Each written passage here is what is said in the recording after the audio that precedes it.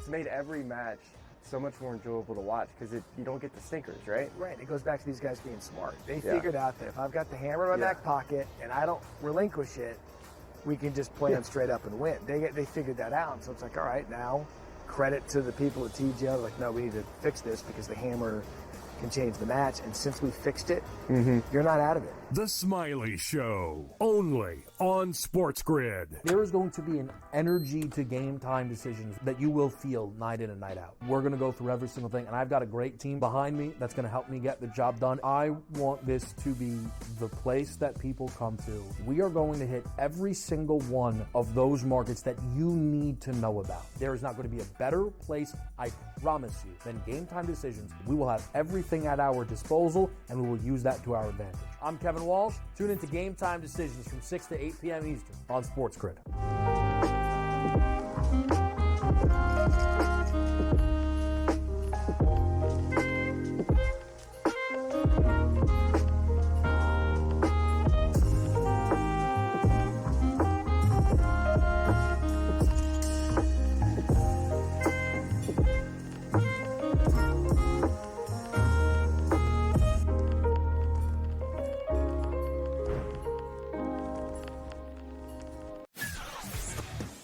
Off of the combine this weekend, there's been lots of anonymous sources and position coaches and all these things that sat down in interviews with him.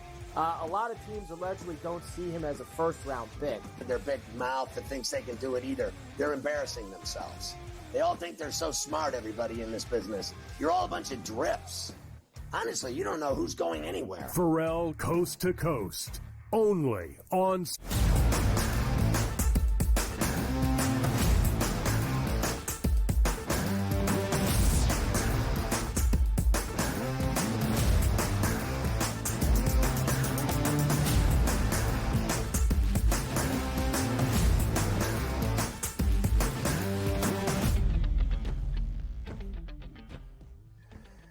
Hello and welcome to a Tuesday live right here on the early line on SportsGrid and all across the SportsGrid network. That includes sportsgrid.com/watch, where you can find your favorite destination to consume everything all across the grid. He is Donnie Rightside. I am Ben Stevens. We are here together for the next 3 hours up until 11 a.m. Eastern Time, bright and early on a Tuesday morning as the NFL free agency frenzy continues. Yesterday, noon Eastern Time, legal tampering window, that negotiating period before the official start to the league year tomorrow afternoon at 4 p.m. Eastern. And of course, all the deals we expected to see, we did. A ton of signings, a ton of big moves around the National Football League, and everything to break down for you here to recap it all on this Tuesday, with more moves expected this afternoon. We will also, of course, set the stage for the biggest of all dances. 2 more tickets punched to the men's NCAA tournament last night in some great conference championship games, and a couple of the big boys get underway on this Tuesday as well. That would be the ACC and the Big 12. NBA action, all of that and more, DRS, over these next 3 hours up until 11 a.m. Eastern. I think we're getting some payback in the West Coast Conference later tonight with Gonzaga and St. Mary's. We'll hit that card, but you're right about the NFL. It's almost too much to keep up with yesterday, the flurry, and it's still continually coming in today. Just this morning, moments ago, Jonathan Allen signs a 3-year, $60 million deal with the Vikings, and also Javon Holland signs with the New York Giants, getting him away from the Miami Dolphins. So throughout this show, we're probably going to see even more. But the one thing we know, a lot of people are getting paid a lot of money right now. That's what happens when the salary cap is inflated and continues to increase substantially each and every offseason around the NFL. Jonathan Allen, after 8 years in Washington, now makes his way to Minnesota. Javon Holland, one of the biggest defensive names in this free agency cycle, the safety from Miami, now makes his way to the G-Men. But of course, DRS, no position in football more important than that of the quarterback. And the biggest quarterback name in NFL free agency this offseason has found a new home. Sam Darnold is going to the Pacific Northwest, signing a 3-year, $100.5 million deal with the Seahawks. Donnie, the question was where? That's Seattle. And how much? About $33.5 million per year for Sam Darnold, the newest member of the Seattle Seahawks. I like the move for the Seahawks. You move on from Geno Smith, who's probably going to get paid more money, and you picked up a draft pick here for a guy that's about 5 or 6 years younger at this point. That's a solid move for the Seahawks as they try to rebuild after losing some high-priced talent and trying to reload. And also, you're saying, well, why? Goodness, what was that contract about here? That's the Baker Mayfield deal. If you see you got a franchise quarterback coming in at a number of $33.5 million as opposed to $55.5 million, you'll take that here. I don't know what type of expectations are going to be placed on the Seahawks this year, but right now, they're better at the quarterback position. Number one, I think it's a comparable move between the two. And also on top of that, you saved a lot of money here by signing Darnold over Geno Smith. A rebuild in Seattle, it seems, but with a stable foundation, perhaps, now with Sammy D. Of course, last year for Minnesota, started every single game for the Vikings after the rookie J.J. McCarthy injured in preseason football, had his career best year in his 7th year in the National Football League. He was drafted 3rd overall many a year ago in 2018 by the New York Jets. They also signed a new quarterback yesterday, the guy they should have drafted 2nd overall back in 2021, but we'll save that conversation for a different day. Justin Fields is now the newest QB for Gang Green, a 2-year, $40 million deal now in New York with $30 million guaranteed up front. I love this move for the Jets, not because I think Justin Fields is a great quarterback. He might work out, and he could be the franchise guy. You signed him cheap here. It's a new foundation on that team. Give it a look-see. You didn't want to go aging veteran to try to pick up an extra win. If Fields truly is your franchise guy, you may have gotten a steal here on the Jets, now looking towards the future as opposed to always reaching back to those players from the past to resurrect that franchise. Love it for the Jets. Reunites with his college teammate in Columbus. That would be Garrett Wilson, who seemed rather pleased by the quarterback acquisition yesterday in New York. And not just free agency signings, but a blockbuster deal yesterday as well. The Houston Texans, in what I consider a peculiar move, trading Laramie Tunsil, their Pro Bowl left tackle, to the Washington Commanders. Tunsil, in 6 years in H-Town, was a Pro Bowler 5 times. Over the last 3 years, had the 2nd best pressure rate allowed, only behind Tristan Wirfs in the National Football League. For a quarterback in C.J. Stroud, who was sacked 52 times a year ago. Don't know what the Texans are doing. Great for Jaden Daniels in Washington. It is good. And also, maybe you have to go inside the numbers on that because he did lead the league, I believe, in penalties. So he is a penalty machine on the left side. But their offensive line is better in Washington, and that's all you can ask for. We'll find out about that Washington defense that lost a lot of players off a pretty bad defense last year. But the one thing I always say, do enough to protect your young quarterback. That's the most important thing a franchise can do, and Washington is doing that. Good move for them. I'll take a couple of false starts if you're not going to get my prize quarterback pelted in the turf as the blindside blocker. Bad news for the New York Yankees, as was expected, as he had examinations on his right throwing elbow confirmed yesterday. Garrett Cole is going to have Tommy John surgery. He is out for the entirety of 2025. Absolutely devastating blow before the season even started. And you always like to go back to Madden. You can't just turn the injuries off. And the Yankees continue to get injured in training camp before they even get to the regular season. That is a devastating blow to a team that figured they could win the American League. Could they still? Of course. But that's not a good look now. Garrett Cole down, maybe the best pitcher in the American League. The Yanks still a short favorite at plus 390 to win the AL. The Orioles, the divisional mates, have the 2nd best price, but way back at plus 650. 2 conference championship games last night for 2 spots in the big dance available. We start in the Sun Belt. The gauntlet was run, and Troy comes out on top. The Trojans back in the big dance with a victory in the Sun Belt title game as a slight underdog against Arkansas State. And Wofford also headed to the NCAA tournament in a great SoCon final that featured a ton of points. Wofford puts up 92 and knocks off Furman. The Cinderella slippers are on. The only question is, when are they going to turn into a pumpkin at 12 midnight, or can they advance and upset some high majors here? Congratulations to those teams. Yes, indeed. Troy, the 3 seed in the Sun Belt. Wofford, the 6 seed. The Terriers go dancing. We'll talk all about it and some of the chaos we saw elsewhere during conference tournaments on a Monday evening. In the women's side of college hoops, the final high major to crown a conference champ was a very familiar one.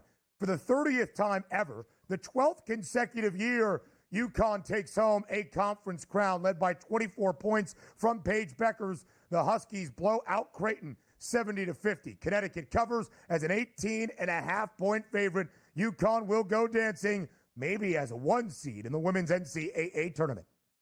Right as rain, they seem to always win that tournament. No stranger, they won it again. High expectations for Gino and UConn. We'll see if they can prevail.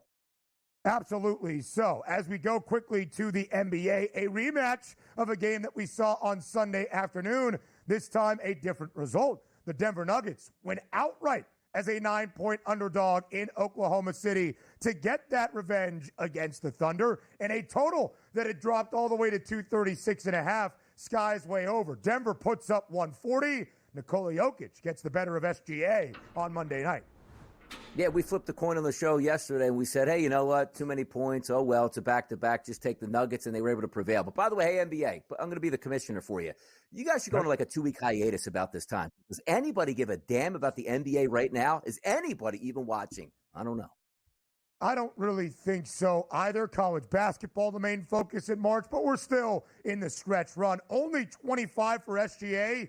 Meanwhile, 35 points, 18 boards, and 8 assists for Nikola Jokic. The NFL free agency frenzy, it's still moving. We'll talk about it next here on the Early Line.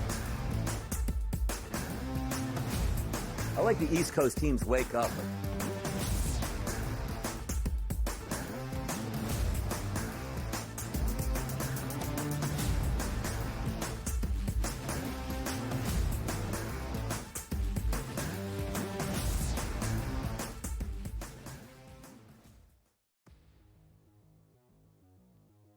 Play a little game of true or false, fantasy or reality is what we used to call it.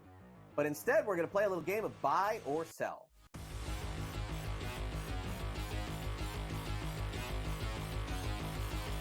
Rafael Devers had a press conference and basically said, I ain't moving off third base. I'm a third baseman. I won't play DH. I won't play anywhere else. Alex Bregman was just signed, so how's this going to work out? Buy or sell, George? Devers will start more games at third than Bregman this season. Is that a buy or sell? Yeah, Devers is a horrific third baseman. All right, he's bad. I think he ranks dead last in the league here. I think Cora is going to talk to Devers. Apparently, they are close. He said, listen, you got to move, buddy. I'm sorry. You got to move. We're a better team with Bregman up there. I think he's dug in here, man. I don't know. I know that there was a report a few days ago that they were talking about it and, sort of working things out. But I think in the end, cooler heads will prevail. But I don't know when that's going to be. I'm going to buy this. I'm going to say that Devers starts like 90 games at third base this season. And I think that'll probably be the compromise here. I think that Bregman will start some. Devers will start some. Bregman's still a Gold Glove third baseman at this stage of his career. It doesn't really add up. The other thing that happened is over the course of Big Papi's career, he moved off first base. He went to DH. And Big Papi was Devers, right? I mean, pretty similar in stature there. But Devers just seems to be really dug in on this. I think if it was going to happen, George, we would know by now. And it hasn't. We just heard that it may. So I am going to buy. I don't think Devers plays 150 at third base or even 140 or anything like that. But I do think he plays more than Bregman at third. I think that they have a compromise when they play both. Fantasy Sports Today, only on SportsGrid.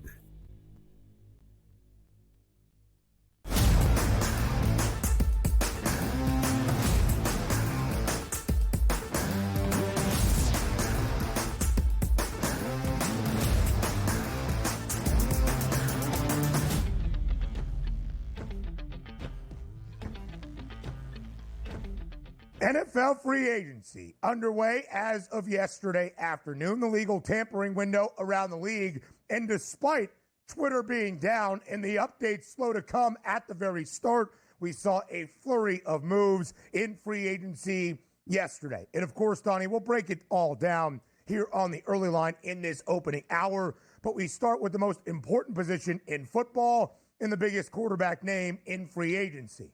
Sam Darnold, after a career year in Minneapolis, has a new home. The newest quarterback of the Seattle Seahawks. After dealing Geno Smith to the Las Vegas Raiders on Friday night to set the stage for an opening at the QB spot, Sam Darnold signs a 3-year, $100.5 million deal to become the newest starting quarterback for the Seahawks. Again, a career year in Minnesota gets Sam Darnold paid. He will look to provide that stable floor in the Pacific Northwest these next few seasons.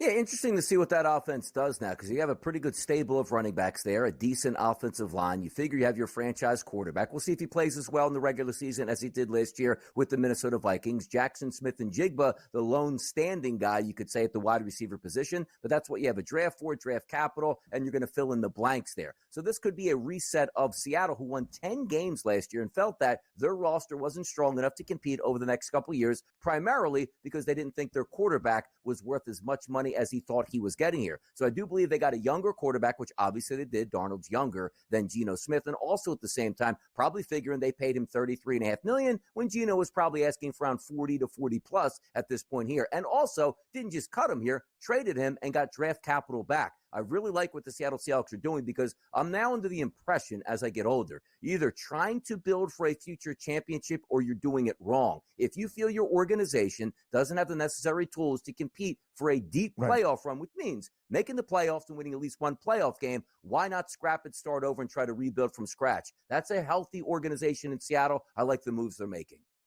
Let's start with the player first, and then we'll get to the finances behind it, because that's also a pretty equal part of the conversation. Sam Darnold last year for the Vikings was brought in maybe as a bridge quarterback to provide some veteran guidance for the young J.J. McCarthy, who Minnesota is in love with, drafted 10th overall, had a great preseason debut, but at some point in that preseason opener, tore his meniscus and was out for the entirety of his rookie campaign in the NFL. So Sam Darnold quickly goes from maybe in a quarterback battle, maybe a veteran leader, to now the guy for Minnesota. Not much was expected. He leads the Vikings to 14 wins with a career best season. Darnold, of course, drafted 3rd overall by the Jets back in 2018. Never fully fulfilled that promise in New York with his struggles, or in Carolina, his next stop. But after a career year as a backup in San Francisco, he makes his way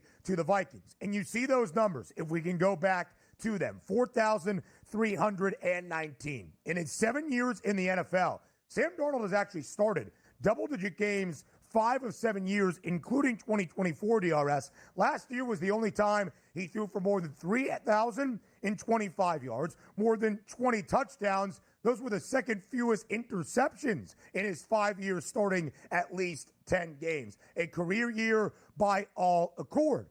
But there was some question, of course, after some disappointing performances in the 2 biggest games for the Vikings this season ago. The regular season finale against the Detroit Lions, that opening round playoff game against the LA Rams. Sam Darnold went from being, maybe this guy has a lot left in the tank as a face of the franchise, to, okay, maybe a consistent quarterback, but doesn't really elevate the ceiling. But as Donnie has really laid out, Seattle's not all that interested in elevating the ceiling, but looking for a consistent QB to help in this rebuild restructuring in the Northwest. Exactly. And in the NFL, the good part is it's not like the NBA where sometimes you got to tank years and years and years. You can have quick rebuilds all the way, because the one thing the NFL does appropriately is if you're a bad football team, you get the benefit of an easier schedule and also the benefit of a higher draft pick to help you do that. Now, understanding this, are we expecting Sam Darnold to be the exact same quarterback in the regular season he was last year with Minnesota, now in Seattle? That's a tall task, because you have the best wide receiver in football, a very competent running game, a great play caller, and weapons all around him. Now, still, as I said, you're going to get a solid offensive line in Seattle, a good running game, and a very good young wide receiver to grow with. Because understand this, growing with Geno Smith will turn 35 next year. That's not a plan. Growing with a player in his late 20s that you feel finally unlocks something and you can get him in his prime for the next 6 to 7 to 8 years if things go well, that's a perfect rebuild. And also, you didn't go out and say, hey, quarterback starters, $50 million. You got him for $33.5 million, a viable starting quarterback. And as I said, you didn't cut Geno Smith. You flipped him for a draft pick as well. This is a good day for the Seattle Seahawks and their fans. Clint Kubiak hired as the offensive coordinator by Seattle this offseason. He was off to a great start last year in New Orleans. It is a very similar system where Kubiak spent time in Minnesota under Kevin O'Connell, in 2023 with Kyle Shanahan when the backup QB for the 49ers was Sam Darnold as the passing game coordinator. So there is familiarity there, of course, for Sammy D. Now in terms of the finances, DRS, 3-year, $100.5 million. Because as you and I were getting everybody ready here on TEL and across the SportsGrid network for free agency, we said Sam Darnold, top quarterback in the market as it pertains to free agency. The question was where, Seattle, and how much. 3-year, $100.5 million, $33.5 million per year, $55 million guarantee. I asked you this very question yesterday. What do you think is fair market value? What would you be comfortable spending on Sam Darnold? You said somewhere between $30 and $35 million, right smack dab in the middle. It feels like a fair deal for Sam Darnold to take the reins in Seattle. And also understand this, like these are reworkable numbers. So Darnold goes out next year, makes the Pro Bowl, and is your franchise guy. He's getting re-upped again next year for a longer extension. It's almost like the bottom of the basement saying, you know what, I got a starter who was very good last year, and I just had a starter here that's a little bit older, and I didn't want to pay as much. I think it's a win in both spots, because if he does flame out, it's not a contract that is really going to set back your franchise all that much. So I do want to see what the actual contract details come out, what the guaranteed monies go up against, what some of those voidable years on the back end. But today, if you ask me, is Seattle a better football team moving forward than what they were? I'll say yes. 50-1 yesterday to win a Super Bowl. Now 46-1. The market, like Donnie, loves the moves that John Schneider has made in the last few days. Now to New York. Justin Fields is a Jet. Next.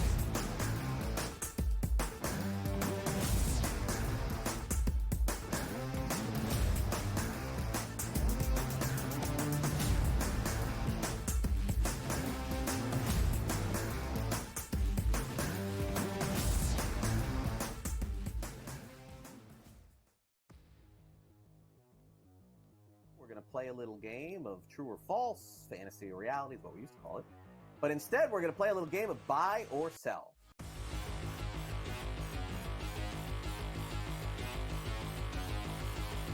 Rafael Devers had a press conference and basically said, I ain't moving off third base. I'm a third baseman. I won't play DH. I won't play anywhere else. Alex Bregman was just signed, so how's this going to work out? Buy or sell, George? Devers will start more games at third than Bregman this season.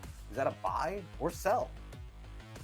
Yeah, Devers is a horrific third baseman. All right, he's bad. I think he ranks dead last in the league here. I think Cora is going to talk to Devers. Apparently, they are close. Listen, you got to move, buddy. I'm sorry. You got to move with a better team with Bregman at third. I think he's dug in here, man. I don't know. I know that there was a report a few days ago that they were talking about it and sort of working things out, but I think in the end, cooler heads will prevail. But I don't know when that's going to be. I'm going to buy this. I'm going to say that Devers starts like 90 games at third base this season. And I think that'll probably be the compromise here. I think that Bregman will start some, Devers will start some. Bregman's still a Gold Glove third baseman at this stage of his career. It doesn't really add up. The other thing that happened is over the course of Big Poppy's career, he moved to base, he went to DH. And Big Poppy was Devers, right? I mean, pretty similar in stature there. But Devers just seems to be really dug in on this. I think if it was going to happen, George, we would know by now. And it hasn't. We just heard that it may. So I am going to buy. I don't think Devers plays 150 at third base or even 140 or anything like that. But I do think he plays more than Bregman at third. I think that they have a compromise when they play both. Fantasy Sports Today, only on SportsGrid.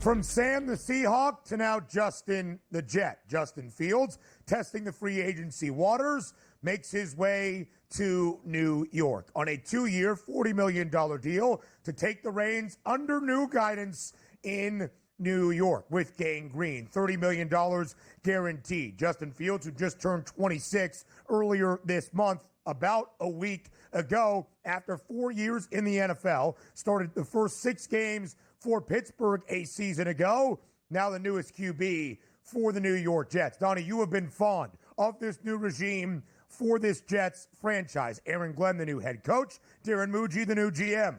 What did you make of this move and the signing of Justin Fields yesterday? I thought it was great. Now, let's understand both parties here involved. Like, Justin Fields feels like, I came into the NFL, didn't get a lot of help in Chicago. Then I go over to the Pittsburgh Steelers. I never even got a chance to play with them. So it's interesting that you were hearing behind the scenes Justin Fields saying, I'm not going to play for the Steelers unless you tell me, I'm the starter. I don't want any competition.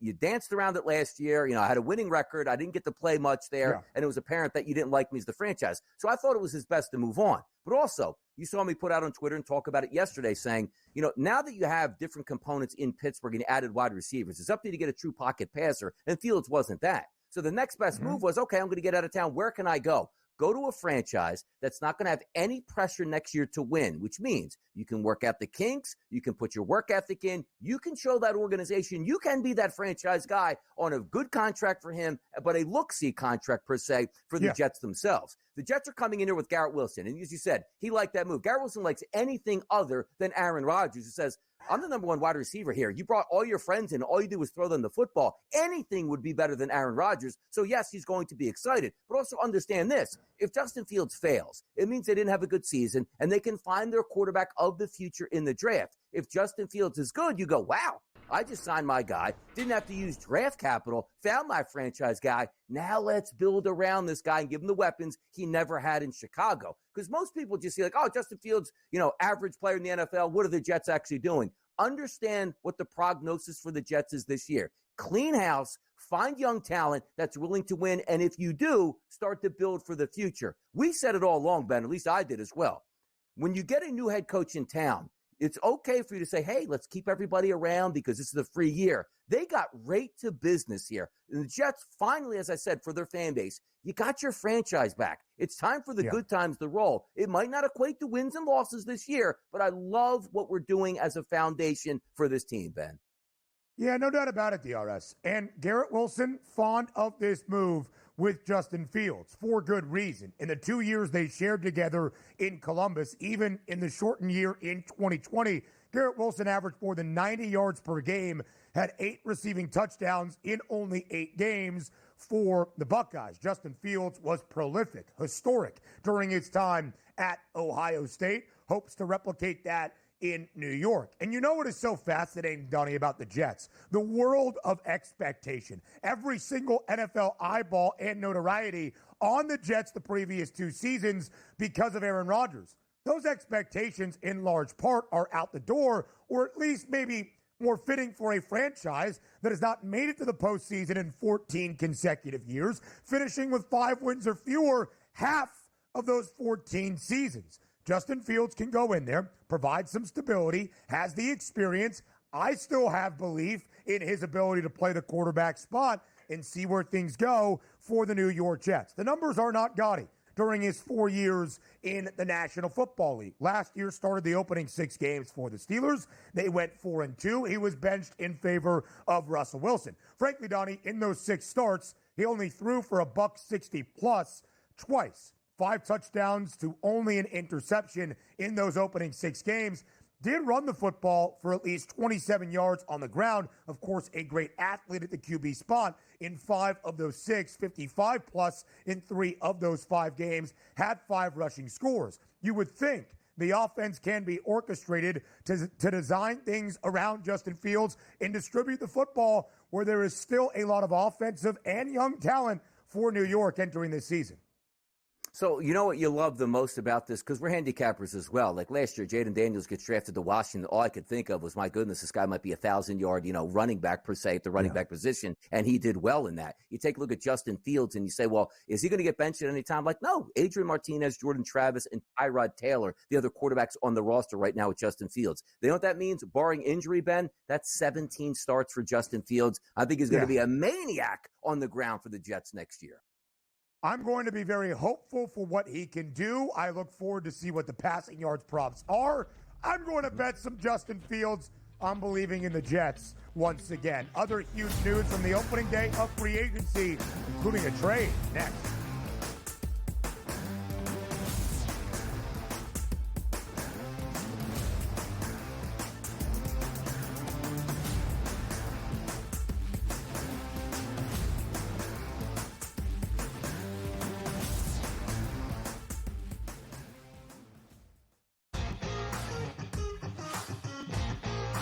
It's made every match so much more enjoyable to watch because you don't get the stinkers, right? Right. It goes back to these guys being smart. They figured out that if I've got the hammer in my back pocket and I don't relinquish it, we can just play them straight up and win. They figured that out. So it's like, all right, now credit to the people at TGL. Like, no, we need to fix this because the hammer can change the match. And since we fixed it, you're not out of it. The Smiley Show, only on SportsGrid. There is going to be an energy to game time decisions that you will feel night in and night out. We're going to go through every single thing, and I've got a great team behind me that's going to help me get the job done. I want this to be the place that people come to. We are going to hit every single one of those markets that you need to know about. There is not going to be a better place, I promise you, than game time decisions. We will have everything at our disposal, and we will use that to our advantage. I'm Kevin Walsh. Tune into Game Time Decisions from 6 to 8 p.m. Eastern on SportsGrid.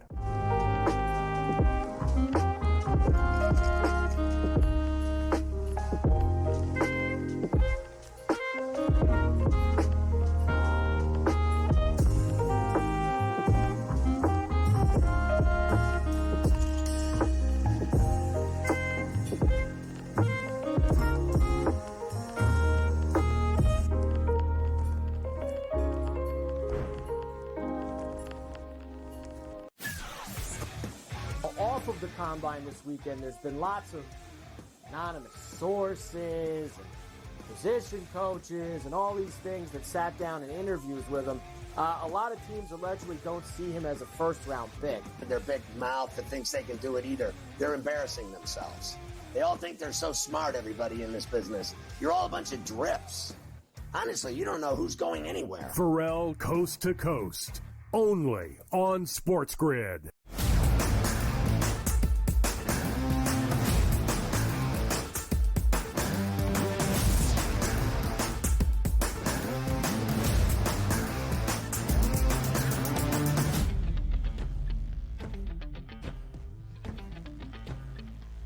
More moves yesterday on the official start of free agency outside of just quarterback signings.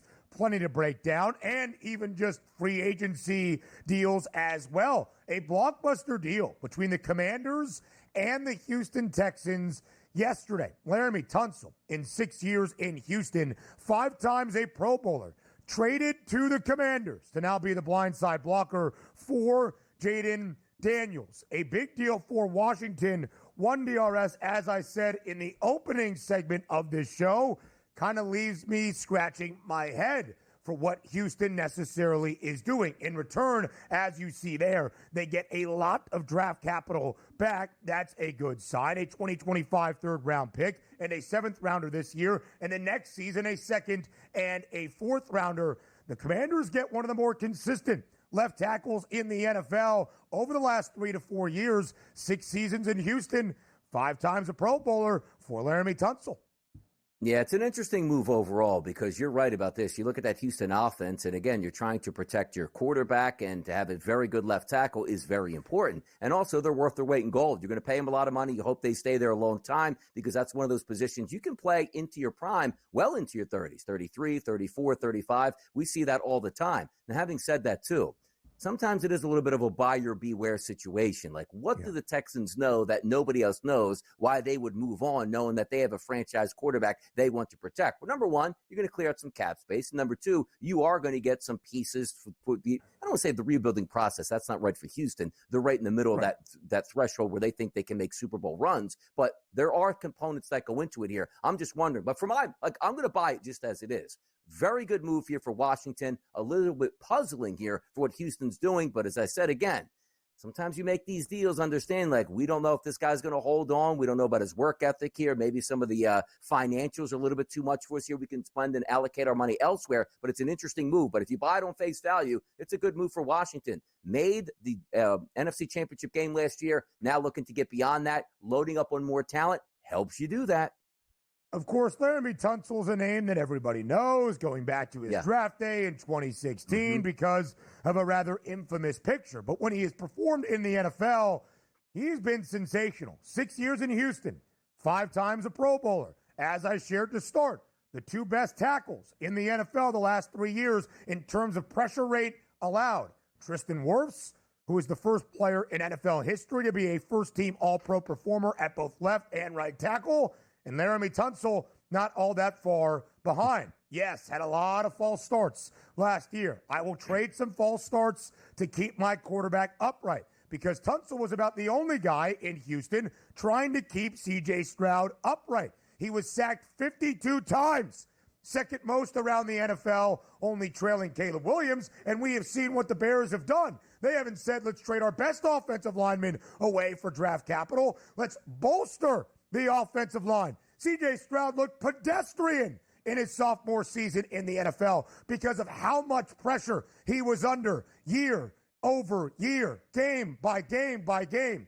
Does not make sense to me. If you are the Commanders, a great deal to protect Jaden Daniels. And Washington did make some moves yesterday as well. DRS, the Commanders will be looked at this year, of course, as an NFC contender, a 19-1 price on Washington right now to win Super Bowl 60, 4th best around the NFC. Yeah, I want to see what they do in the draft. They probably are loading up on defense because that wasn't a very good defense last year. Lost a lot of key pieces this year. Their offense is right now. Now it's time to spend some time and focus on that defense, which they rebuilt last year, which was better than the year before. New regime change comes in. So I trust what Peters, the GM, is doing at this time because you want to take care of the offense first. That's most important because Jaden Daniels is the future of that franchise. Now focus on the defense here. And I like a team that's like, hey, we were young last year. We made a run. Let's not go too head over our skis here at this point. No, they're going in. They're spending money in free agency to make sure that offense is shored up. Now spending some time on the defense. Quality franchise right now. They're on the rise.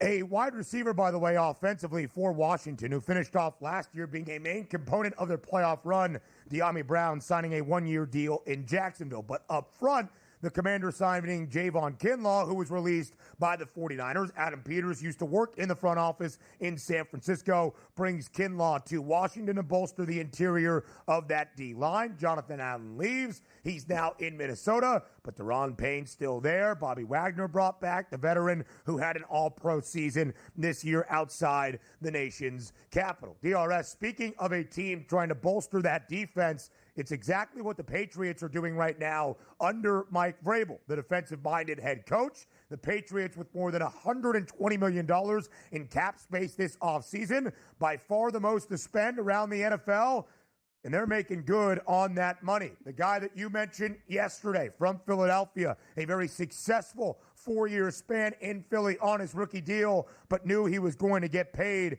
Milton Williams, reported early to maybe go to Carolina, finds his way to Foxborough on a 4-year, $104 million deal, $63 million guaranteed. Donnie, Howie Roseman would have loved to brought him back, but that money Philadelphia just couldn't afford. Yeah, you knew he wasn't coming back along with Josh Sweat, who signed with the Arizona Cardinals. But let's focus on the New England Patriots. This is the interesting part. Like, the Patriots defense technically was never really the issue. The goal in the NFL is to get a good young quarterback, which if they think Drake May is that guy, surround him with talent. The offensive line, outrageously bad. The wideouts, completely inept. The running back situation, pedestrian. I look at them today. The exact same things here. So their free agent money was spent on defense when you take a look at other teams saying, I have my young quarterback. Let me get all the confidence in the world and make sure that side of the football is correct. Then we'll focus on defense. There's a long way to go in free agency. There's a lot of fill-in-the-blank spots here. You have draft capital you can go, maybe even make a trade. But you need to focus on that offense. The issue is not the defense, which they shored up. Mill Williams is a quality defensive young prospect that should be really good in the NFL. Landry was a great pickup, familiar with Mike Vrabel. And also the defensive backs, you pick up Carlton Davis III. Great ones. And they have your cornerback set, your defensive line set. You bring over Spillane. entertained, like the defense, but that offense still looks wretched right now. Let's see what they do. They signed the veteran offensive lineman in Morgan Moses. He is 34 years old. Mac Hollins remains in the division after 1 year in Buffalo. The shoeless wonder now finds his way to the Patriots. You would assume, DRS, that other moves made by New England in the draft will focus now offensively. New England holds that 4th overall pick, if I'm not mistaken. Yes, I believe it's 4th overall. Is that going to be an offensive lineman? Will Campbell, Armin Membu off the board first. We shall see. But bolstering that defense under Mike Vrabel with a ton of money able to be spent throughout this offseason. Josh Sweat signs a big deal in Arizona, 4 years, north of $75 million. Carlton Davis III makes his way to the Pats. In return, DJ Reed signs with Detroit on a pretty similar deal to what Davis got as well. He bolsters that secondary for the Lions. Byron Murphy back in Minnesota. Chris Godwin, maybe the top free agent wide receiver after Devontae Adams signs with L.A. and T. Higgins, placed under the franchise tag, returns to Tampa on a 3-year, $66 million deal. Donnie, many people thought he could have gone out and got more in the market, but after a season-ending injury this past year, comfortable to remain with the Buccaneers, where he has been for the entirety of his 8 years in the NFL. Exactly. Making good money there, living in the state of Florida, very tax-friendly there, nice weather, and you got a quarterback that's an absolute gunslinger. Why would you not want to come back to that situation? It was the perfect fit, and I don't think too many people realize that he wasn't going anywhere, and it's like, hey, he got the free agency. And the minute free agency happened, signs right back with the Buccaneers. That's where he's supposed to be, and that's a good move for the Bucs. We'll have a few more thoughts on free agency and show you where the Super Bowl markets are as we continue to go early in this offseason on the other side of the break. But you saw there at the bottom, Dan Moore Jr., offensive lineman, making his way to Tennessee. Maybe the best offensive guard in the free agency market. Aaron Banks leaves San Francisco, will help protect Jordan Love and pave the way for Josh Jacobs in Green Bay. The Bears also making some moves yesterday. Beef along both sides of the football. A look at the Super Bowl odds as free agency rolls on next.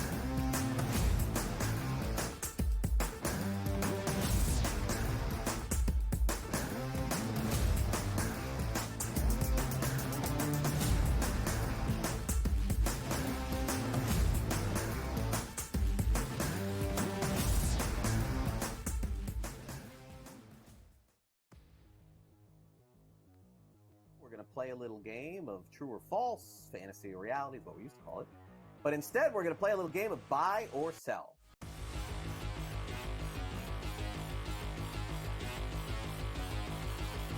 Rafael Devers had a press conference and basically said, I ain't moving off third base. I'm a third baseman. I won't play DH. I won't play anywhere else. Alex Bregman was just signed, so how's this going to work out? Buy or sell, George? Devers will start more games at third than Bregman this season. Is that a buy or sell? Yeah, Devers is a horrific third baseman. All right, he's bad. I think he ranks dead last in the league here. I think Cora is going to talk to Devers. Apparently, they are close. Listen, you got to move, buddy. I'm sorry.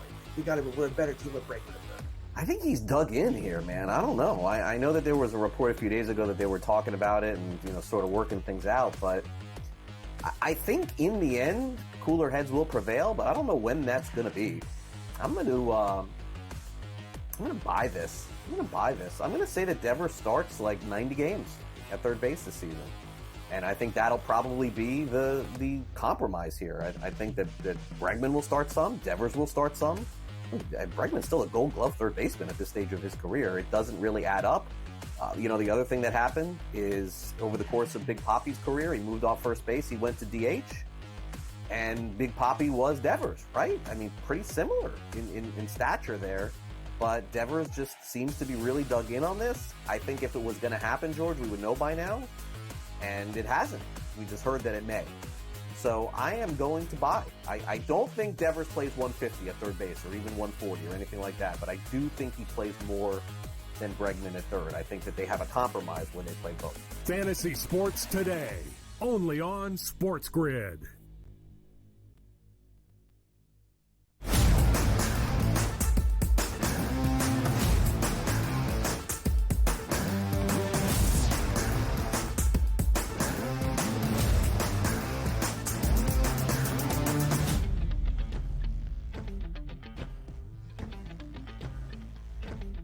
Live right here on the early line on SportsGrid. Free agency now underway in full force around the National Football League. Any update we receive on this Tuesday morning, because we expect some, we will bring you here on the early line. But Donnie, just a quick moment. After the flurry of moves we have seen yesterday in terms of free agency signings, and of course in the past 72 hours or so in those blockbuster moves and contract extensions over the weekend in the NFL, an updated look at those Super Bowl 60 prices. The reigning champs remain the Super Bowl 60 favorites. The Philadelphia Eagles at plus 650. The Chiefs and the Ravens tied for the second best price at 7-1. The Bills plus 750, and the Lions round out the top five at 10-1. Those prices have really remained pretty stagnant, a couple of cents here and there, but the top five really has remained unchanged. It's where you go after that. The 49ers 16-1, moving back ever so slightly in the market.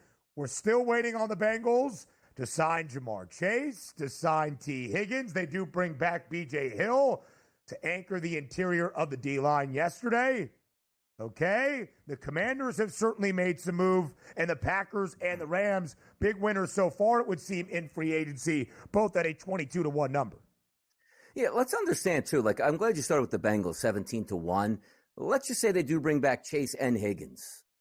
Is that, like, exciting? Like, does that mean they go back to, like, 13-1? Like, I think that's already baked into the price. Like, that's as good as it's going to get here. Now, can that offense turn heads? Yes, but they're not going to stop anybody on defense. And all you need is one little hamstring injury for either one of those wideouts that misses 4 to 5 games, and it's a wrap once again on the season. So I'm certainly not high on them, but I agree with the premise of you don't win championships in free agency, right? Eagles, Chiefs, Ravens, what did they do in free agency?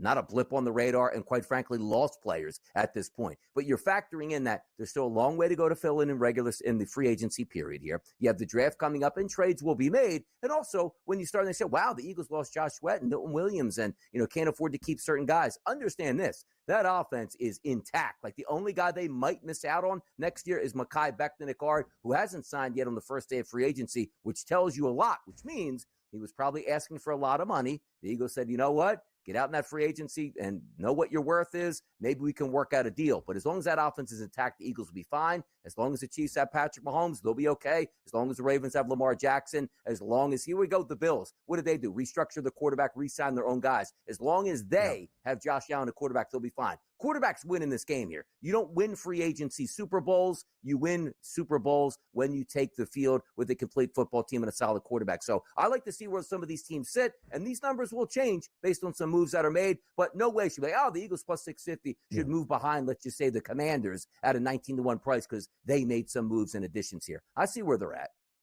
The Bills adding a wide receiver in Josh Palmer, spent many years, of course, in Los Angeles with the Chargers. What we did not mention in New England, Joshua Dobbs, some veteran experience in the QB room, 2-year, $8 million deal. Jimmy Garoppolo makes his way back to Los Angeles. The Rams feel pretty set. They also add Poona Ford up front along the defensive line. I highlighted the Chicago Bears before the break. You could say the theme of this offseason so far, beef along both sides of the football in the trenches. Drew Dahlman, the best center on the free agency market from Atlanta, makes his way to Chicago. 3-year, $42 million deal. On the other side, longtime fan favorite in Atlanta, Grady Jarrett, released yesterday by the Falcons, quickly finds a new home in Chicago. And Dayo Odeyingbo, a promising young interior defensive lineman from Indianapolis, now in Chicago. The Bears making some very sound moves this offseason, their first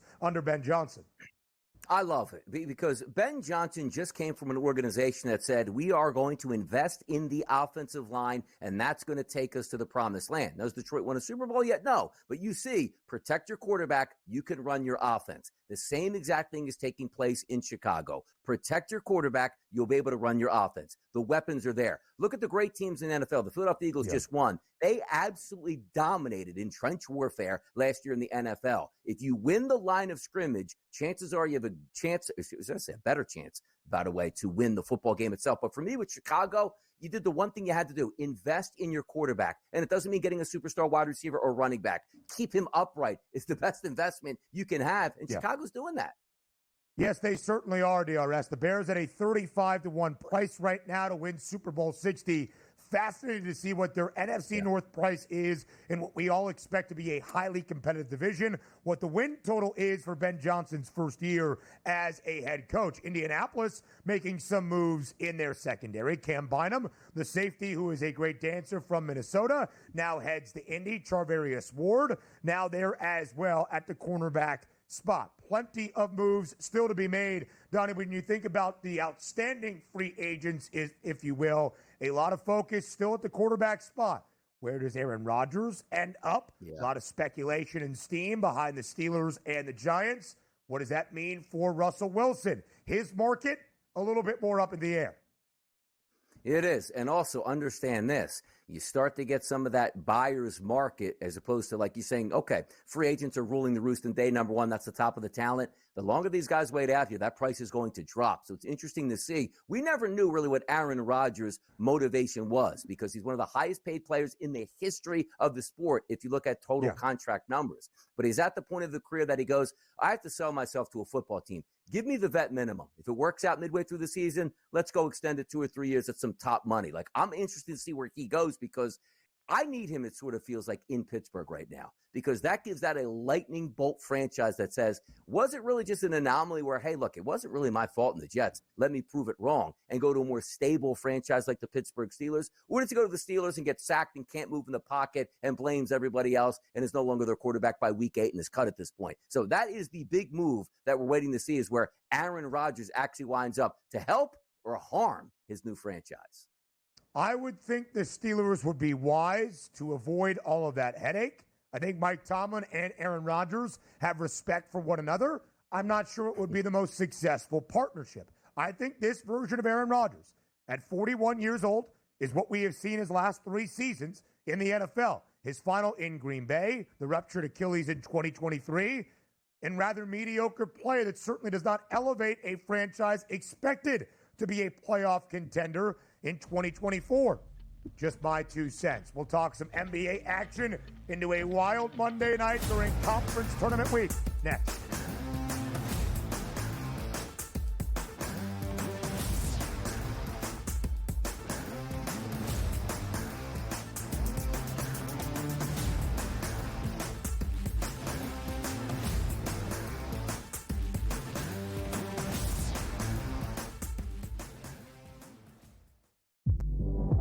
Philadelphia 76ers, they tried to play 2 different things. They tried to play contender, and they tried to play protect Joel Embiid. It wasn't doing Joel Embiid any good. This goes back to what I've talked about numerous times on this network. Why did they let him play in the first place? Why was he on the Olympic team? I mean, we looked at it last year in the playoffs against the Knicks. The damn kid was on one leg. Betting above the rim. Only on SportsGrid. Anyone that's been to a sporting event, the atmosphere before a game, I think Game Time Decisions has that same exact atmosphere. This is our arena. This is what we do. There is going to be an energy to Game Time Decisions that you will feel night in and night out. The excitement you get when you lock your bets in, when you're figuring out what you want to do, we can zone in on the biggest games each night. I want this to be the place that people come to before the game starts so they feel as ready as possible to lock in their cards. We are going to hit every single one of those markets that you need to know about. We're going to go through every single thing, and I've got a great team behind me that's going to help me get the job done. There is not going to be a better place, I promise you, than Game Time Decisions to get that new information, react to it, and be able to then bet accordingly. We will have everything at our disposal, and we will use that to our advantage. I'm Kevin Walsh. Tune into Game Time Decisions from 6 to 8 p.m. Eastern on SportsGrid. The 2 guys that can do it all. Too much electricity this morning. This is a good time. We're having a lot of fun. I had to do a triple take. Ka-ching! Why? Because of parity. I didn't mean to offend. Yeah, it's not going to happen. Load management is a dirty word. Let him rip. You know what? Circumstances provide the results. What? How do you do this once? Oh, Donnie, you got such a good show there. A network that is booming. The Early Line. Only on SportsGrid.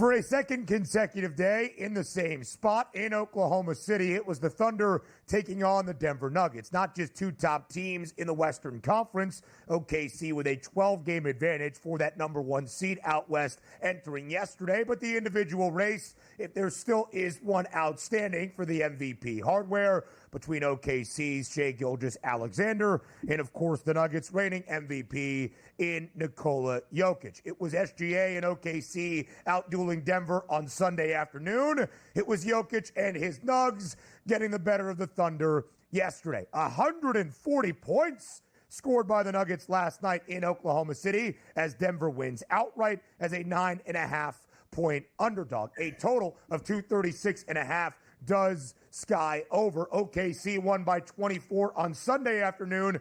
Denver wins by 13 on Monday night.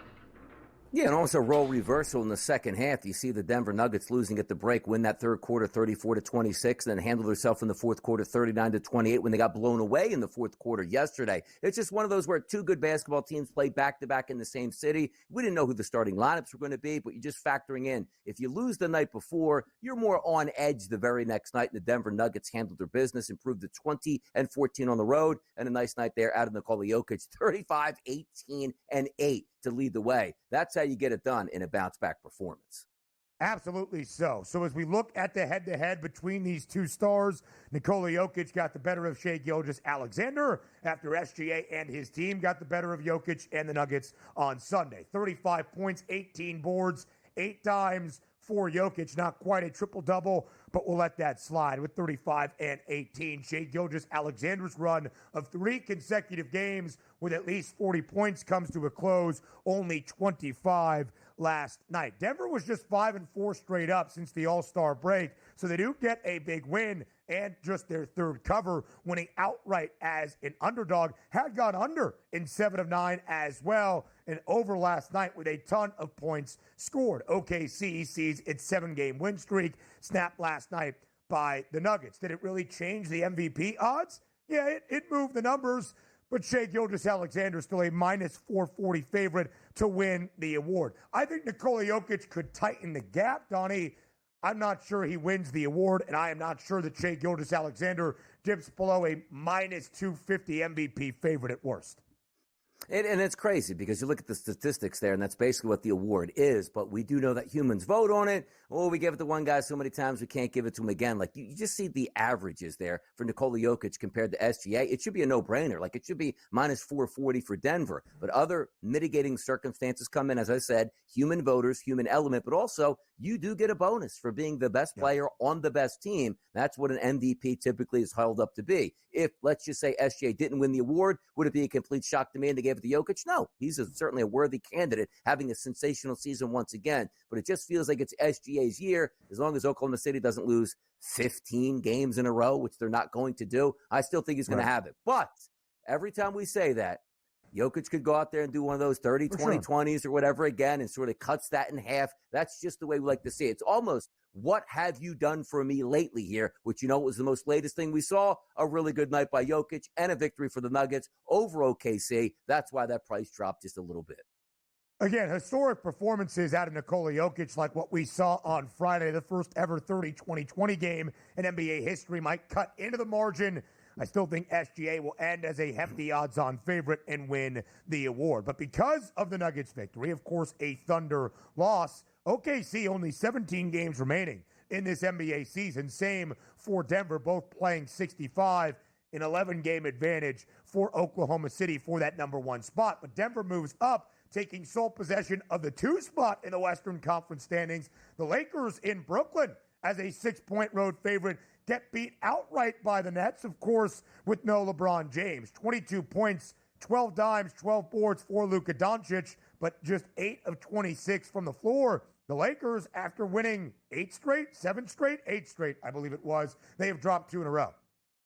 Yeah, this is an interesting time for the Lakers here because they worked so hard to get up there to try to fight for that 2 seed. Now it looks like they might be taking a step back, which again, just the ebbs and flows of the NBA, but it's not as if that Luka Doncic and LeBron James are playing and they lost to the Nets. That would have been disastrous. It still is because the Nets are supposed to be playing for the lottery as opposed to, let's just say, a play-in round, and the Lakers have higher aspirations on the season. Sometimes you just play bad basketball on the road and you're injured and you lose. It happens.